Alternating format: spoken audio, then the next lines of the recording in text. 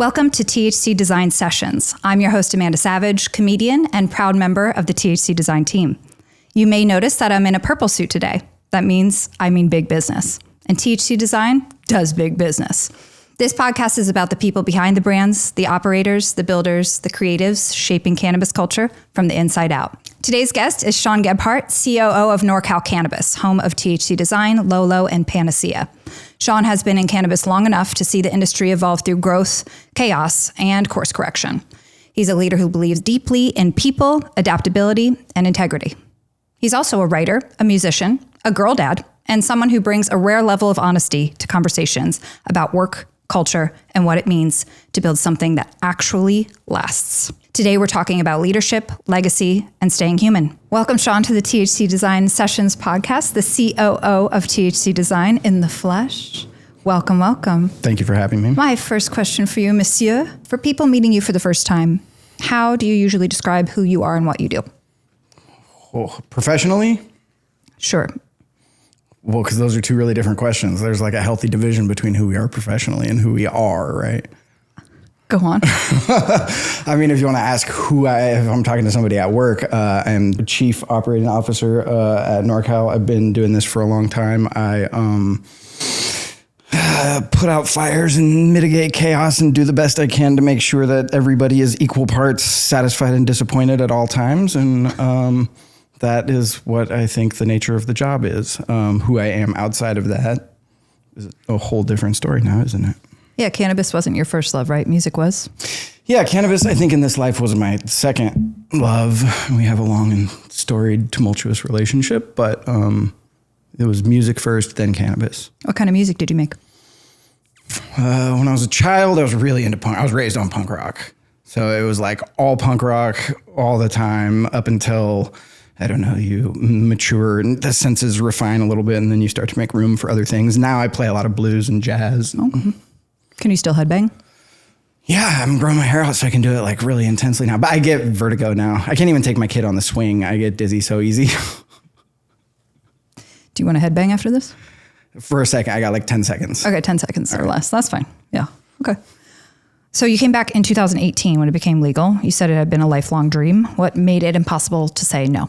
I grew up in Northern California and like weed is in the blood of the culture where I grew up. Like we are the gateway to Mendocino and Humboldt County. I grew up in Santa Rosa. Like the seasons are measured in the strains. Everything we did as kids was like dictated by, like weed was the glue that held life together. And at the time, like we didn't anticipate all of the fallout that legalization would bring to the industry and especially to Northern California, the entire economy of Northern California. We didn't know what legalization was going to do. And so the call at the time was like, legalize it. Like we were tired of getting jacked up by police. We were tired of seeing our friends and ourselves going to jail, people going to prison for seeking medicine, for like doing something that was ultimately relatively harmless and in many cases brought a lot of benefit and good to ourselves, to the community, to the world. So like legalize it was the call. And we used to dream of being able to walk into a store and like buy pre-rolled joints, like a pack of cigarettes or something. And so when I got the call in 2018 to come be a part of it, there was just like,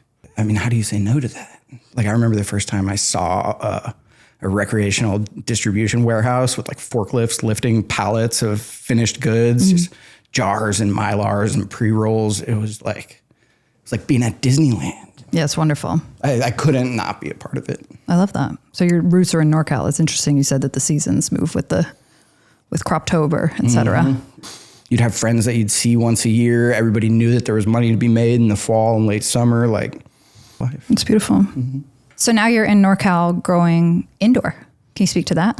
Yeah, I mean, I want to be really clear up front. Like I don't grow our indoor. Like our cultivators are damn near lifelong cannabis growers and cultivators. They're like somewhere in between scientists and artists. I swear they give their trees names. Like, I mean, these guys are like so skilled. The whole team, the men and women that make up the team of our cultivators, like they are the seed soil backbone of our company. And like, I don't even pretend to be one of them. Like I'm lucky to have a seat at this table, but It's sitting where I sit, like my specialty is in operations. And so what that means is that I get to dabble in every aspect of the business enough to make sure that I can effectively put things together and be as much of an asset to the company as possible. But I don't get to be an expert in anything. And I don't want to purport to be at all.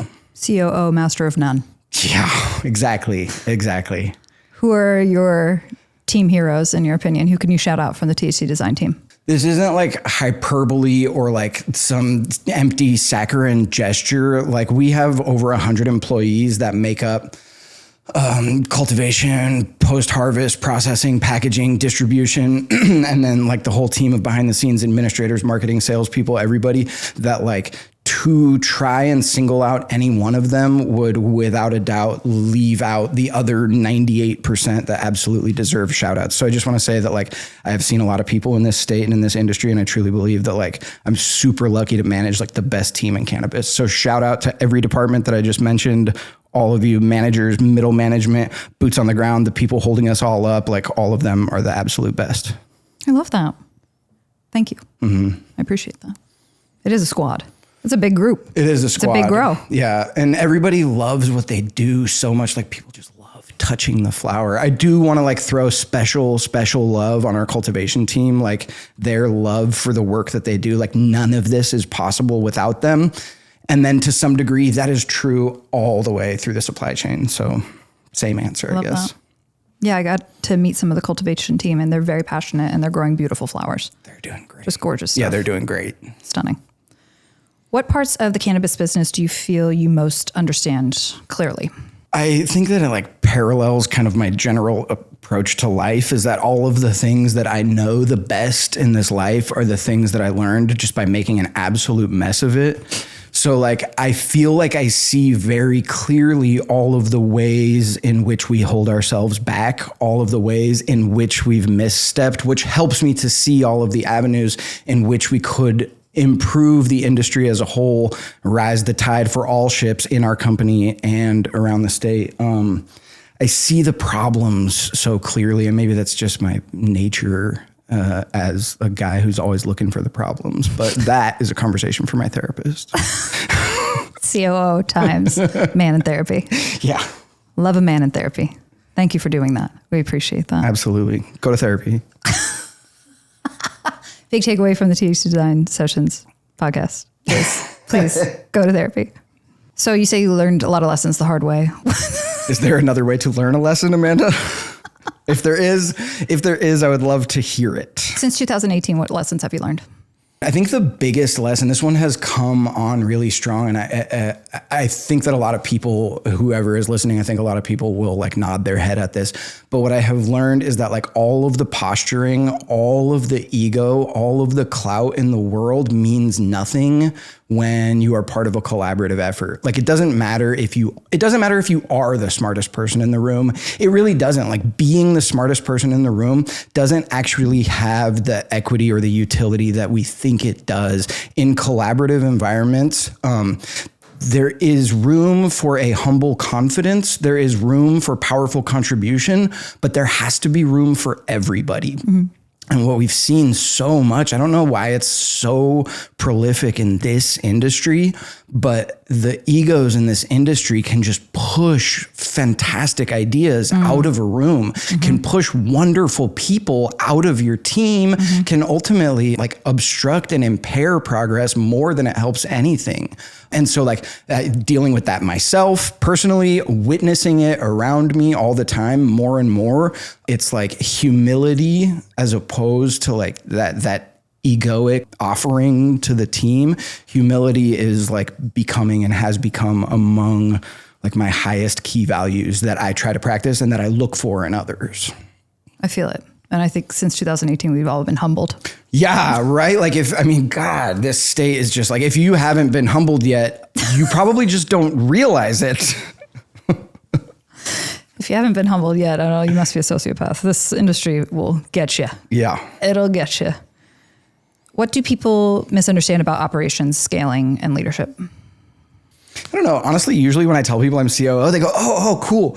So what operations, what does that mean? I don't think that people really have a clear understanding of what operations is. like I said at the beginning, it's kind of just this huge puzzle, and the puzzle is mostly filled with people, personalities, and like these microcosms that have individual agendas that sometimes don't realize that they all need to be put together to work towards one common goal. And so you take this role of like negotiator, and whether it's like a logistical negotiation or an actual interpersonal negotiation, a financial negotiation, just like straight up horse trading in any way or another, like finding ways to get everybody to make the concessions that are needed to be made in order to work towards a common goal and to keep the focus of what the common goal is. Yep. Across all departments and avenues of business. Keep that shit operating. Yeah, you know, because you got your bean counters, like your finance folks, like they cannot see the forest for the trees. Everything is dollars and cents, and God bless them. You really need a skilled and critical finance team, as we've all learned in this state. If your finance people are not taking it seriously, you're screwed. Yeah. Same thing in sales, same thing in marketing, same thing in the trim room. Yep. Everybody like has their little objective that they have to meet.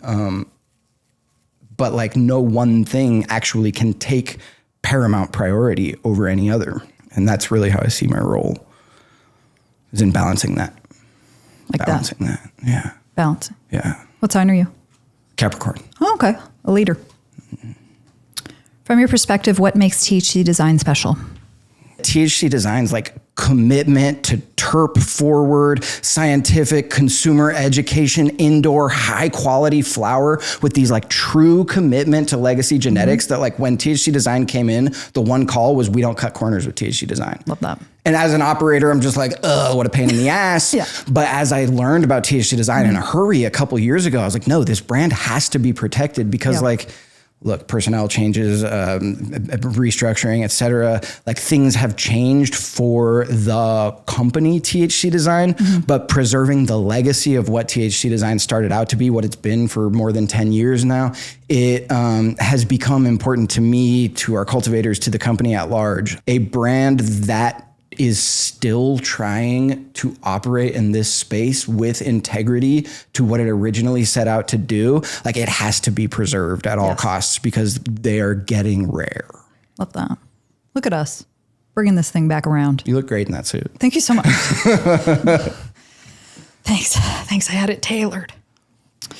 What excites you about where THC Design is going? I cannot say enough about the flower that we're growing, the cultivation team that we have. They are currently, and have for the longest time, been helmed by my two dear friends, Tim and Ernie. Shout out Tim and Ernie. They are not content to rest on their laurels. Like I said, like somewhere in between scientists and artists, they are not content with the status quo. They don't have complacent bones in their body. Their drive to continue learning. I mean, like the way that indoor cultivation has just taken off since recreational cannabis, like just spread across the country, scientists getting involved, like all that we've learned about indoor cultivation in the last handful of years. Our guys taking in that knowledge, adding new techniques, new data points, new environmental control management, fertigation, all these different skills that have been taught. Like they are still committed to learning and growing and evolving, while bringing with them their like true legacy garage grow roots. And the results are really speaking for themselves. Like the progress, the evolution of our cultivation, the flower that is coming out of our grows right now is just constantly getting better. It's really exciting to see. I'm so excited. Crescendo, XJ13. Those are THC Design originals. I love XJ13 so much. Crescendo is everybody's favorite. Everybody's favorite. What else do we have on the menu? We have the garlic cocktail. Everybody loves that. Yeah, the big three, THC Design, genetics. We also have added to the repertoire, we've got a blueberry sugar. So good.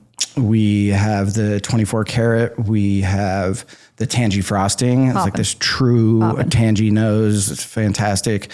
And we just added to the menu the El Chivo. The El Chivo. Yeah, the OGKB headband grape gas, baby. Let's go. It's fantastic. Smells delicious, looks delicious, smokes delicious. THC Design. Yeah, keep your eye out. Better open those eyes. And your lungs. outside of work, what should people know about you? I don't know. What should people know about me? Yeah, keep the other shit secret. I don't, the stuff that I do in work is really actually, I tried to make this whole case that I'm a different person outside of work, but I'm realizing now that it's not true at all. I am the same way outside of work as I am. I can't sit still. I do 150 different things. I am not an expert at any of them, but like every single one of them that I do it like it's my life's passion. I'm all over the place. You out here woodworking or what you doing?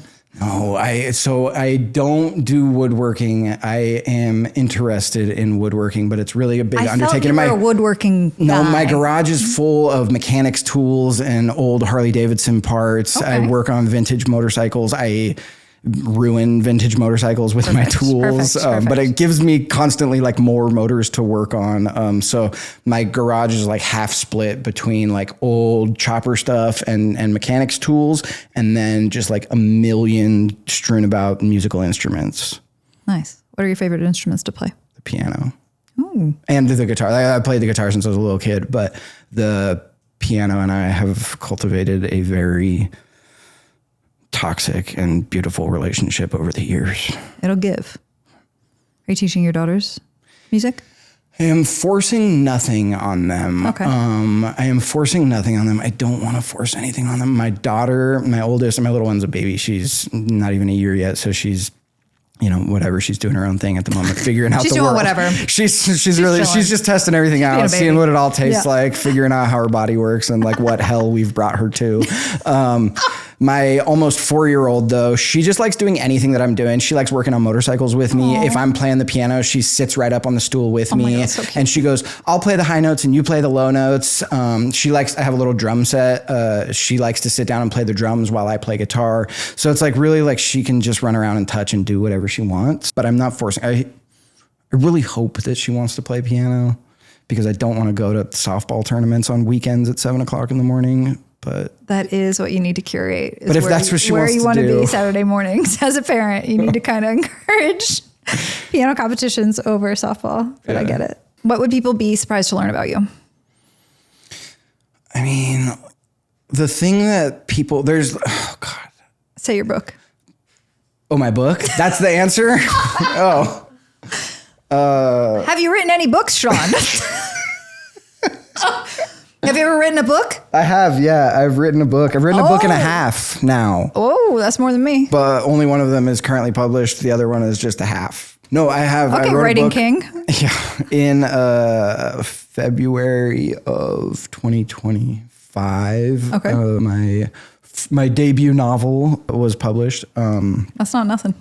No, it's not nothing. That was another lifelong dream. Love that. I'm full of lifelong dreams. Love that. It is called Everything Will Be Okay. It is very sad. It is very upsetting to a lot of people. People who are into that vibe have really enjoyed it. Okay. Others have been like, who would want... My dad read it, and my dad called me when he finished reading it. This was before it was published. And he called me, and he said, is there a market for this kind of thing? That's what my dad says about my comedy. You're fine. Shout out dads. Yeah, shout out dads doubting you. It's an important thing. I think it'd be weird if your dad was really into it, right? Wouldn't you have been surprised? Yeah, no, absolutely. I would have been blown away. I would have thought there was something wrong with it. Yeah, if he was like, this is great. I enjoyed this. You'd be like, okay, weird. Wrong. All right, well, so where can we find it? All the Amazons?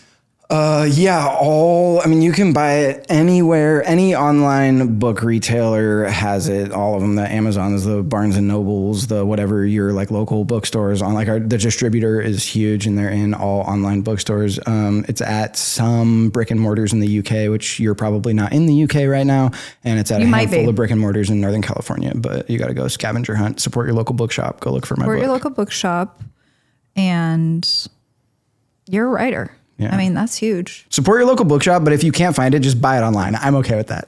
Buy other people's books. But buy it. Yeah. But for real, buy it. Yeah. That's so cool. Yeah. So how long did that take to write that book?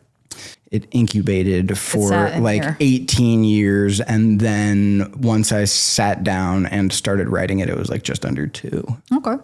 Love that. And your second novel is about what? My second novel is like this sort of absurd trio of adolescents going on a mission to find this cult leader who supposedly has a direct line to God to find out why life is the way it is and if there's any point to doing this at all in the wake of a horrible tragedy at their school. Like a YT? YA? No, it's actually not. It's like very not appropriate for YA. It's just YA characters.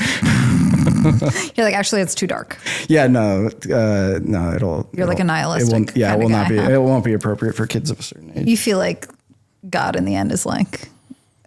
I asked this on our AR call the other day. If anyone knows the meaning of life.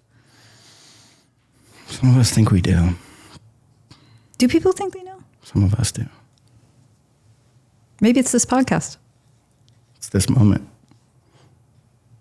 I felt deep. I don't know. I felt something. I don't know. It's hard to feel something these days. All right. Moving on from all that. What life lessons have stayed with you the longest? So I will give the hack. I think that I figured out the hack. It has stayed with me for a long time. When I do not abide by it, I am in trouble. When I remember to abide by it, things are generally manageable to even successful. It's a really simple lesson, and it is slow down. I feel it. Slow down. When you're angry, like when you want to fire off a text, when you want to yell at your partner, your coworker, your friend, when you want to make a massive life decision or a large purchase, when you have to make a really important business decision, like anywhere in life, there is nothing wrong with taking a few deep breaths, taking a night to sleep on it, whatever the situation is appropriate. Slow down is like, I think, the most critical lesson that I have learned in this life. My therapist in my early 20s told me to practice restraint. And I wanted to get it tattooed right now. But I thought it'd be a treat. Oh, also this one, I actually did get a life lesson tattooed on me. It's faded out because the hands don't keep. But I had to tattoo this right on my finger where I could see it. And it says, I might be wrong. Oh. This also, back to that humility thing we were talking about. Yeah. This is like one of those, if I were to like write that like top 5 things I learned on Earth books or whatever, I might be wrong would definitely get a chapter. Fire. It's got deep. If you could speak to your younger self, what would you say? Oh, I can't do that question anyway, but literally. And look, I'm not special. A lot of people's lives have been really hard. A lot of people have had way harder lives than I. I had some very, very long and dark and painful years. But they brought me here. So like I wouldn't want to give away the ending. That kid's got to do everything that he did to become who I am and to get us here. That was his job. That was our job. If I could say anything to him at all, like any kids out there at all, it's just like, I love you. Keep your head up. Yeah. Keep doing your thing. It's going to be okay. Tiny Sean. It's going to be okay, little man. Do you talk to Tiny Sean ever? Oh my God. Yeah. You want to talk about therapy now? Yeah. Do you want to talk about EMDR? Dude, that stuff's intense. Yeah. It's not for the faint of heart. No. But when you're ready, try it out. For sure. That little guy is still in there. For sure. And he's mad. Fuck. And she's mad as hell, just to be clear. All right. When people buy THC Design, who are they supporting?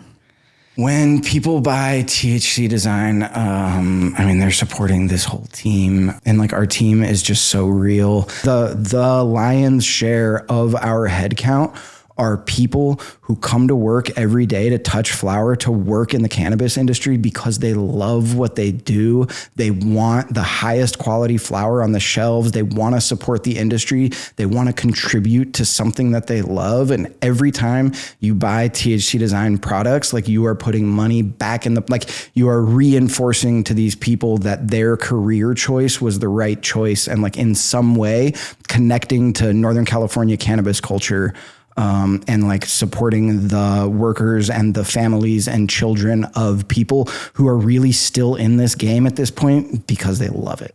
Yep. I feel it because it's no joyride. No. We're at year 8 of legal cannabis, and the adrenal fatigue is real. Real. But the bags that we are selling, the jars that we are selling, are magnificent. Magnificent. And so, hey, shout out anybody who's still working in California cannabis right now in 2026. praying for you. Praying for us all. We're going to get out of this, guys. We're all going to have Lamborghinis at the end, right? I would settle for paying off my credit cards. But our dreams are realistic. Like, we are going to be okay. We're going to be okay. Okay. We're going to do some this or that. Gut check. Quick thinking. Gut check. Let's go. Ready? Terps or THC? Terps. No, don't yell at me. Sorry. Proven genetics or new crosses? Proven genetics. Let's go. THC Design. Loud aroma or subtle complexity? Lord. I feel like for me, I'm sorry, it's loud. I like loud. Sean is loud. I like loud. I like loud. I'm sorry. I know. Consistency or constant innovation? Consistency. Vision or execution? Execution. Structure or flexibility? Flexibility. Okay. It's a thing I aspire to, not a thing I have. You're more structured. Chaos or control? I think it's got to be chaos. He's a chaos guy. It's got to be chaos, but it's so counterintuitive, and we'd have to talk for hours as to why that's the answer, but it's chaos. I feel like control is impossible, so chaos is something to embrace. Well, what I know is that the desire, the drive for control is the root of 99% of mine and the world's problems and all suffering. And so if those are the options, we're going with chaos. Love that. Build slow or move fast? Build slow. Slow is smooth. Smooth is fast. Okay. Smooth, fast. Build smooth, slow, fast. Song. Okay. Big teams or tight teams?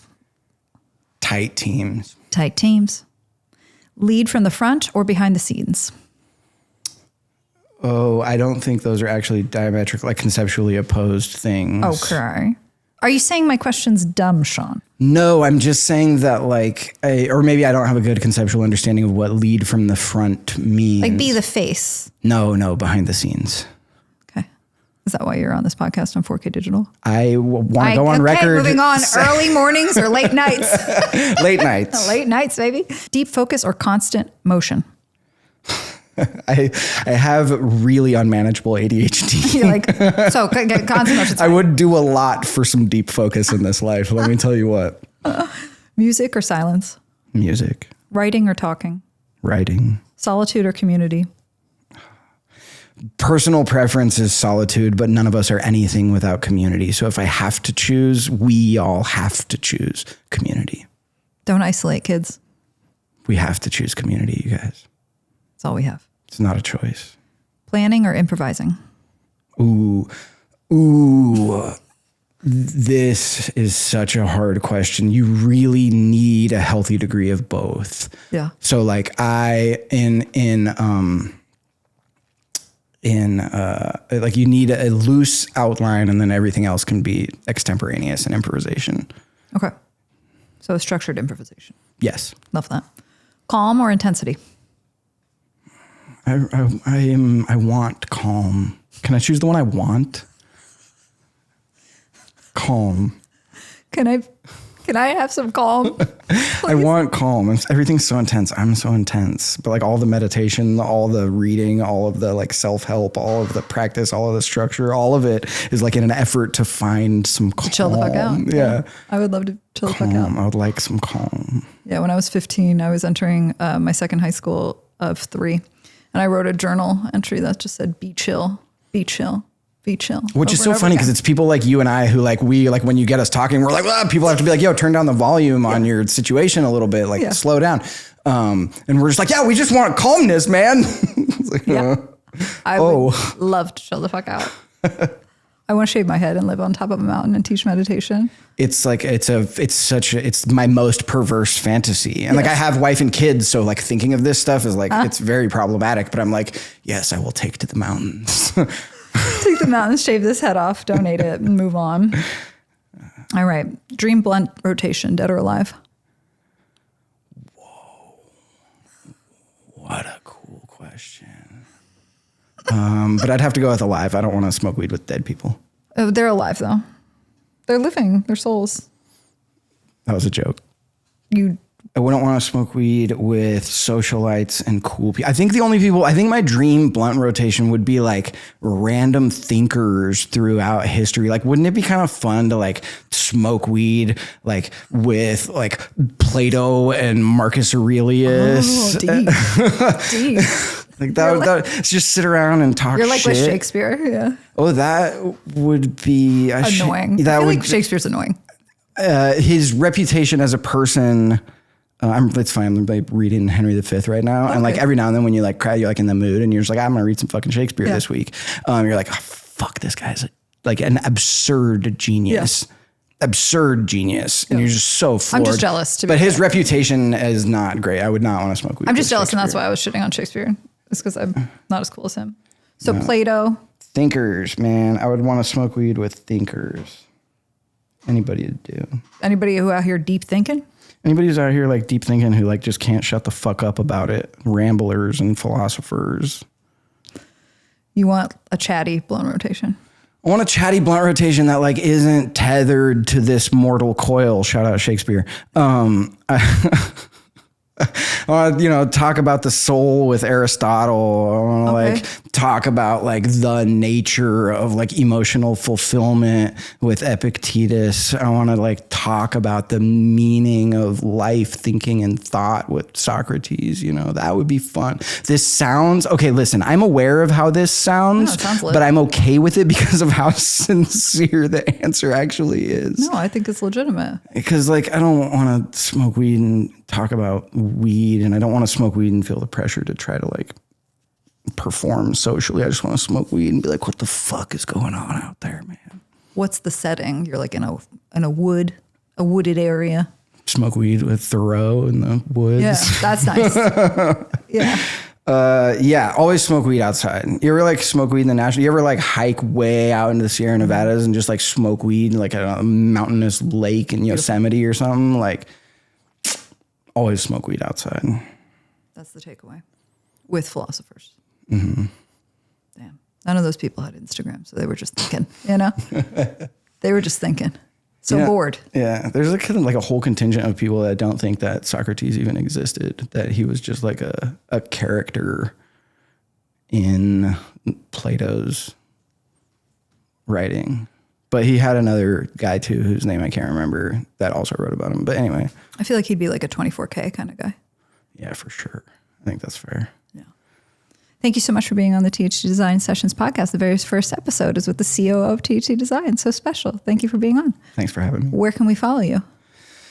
You can follow me, my public Instagram. I'm not going to spell it for you, but it's meme.fistopheles. You can find me there. What else? You need to spell it. I have to spell it? Yeah, Can I spell it? It's the @ MEME dot PHISTOPHELES. Deep. Mephistopheles. So you're somewhere between Socrates and memes. That is a reference to Faust, actually. Mephistopheles, the demon servant of Dr. Faust. THC Design times Goodwill Hunting. That's what this turned into. Amazing.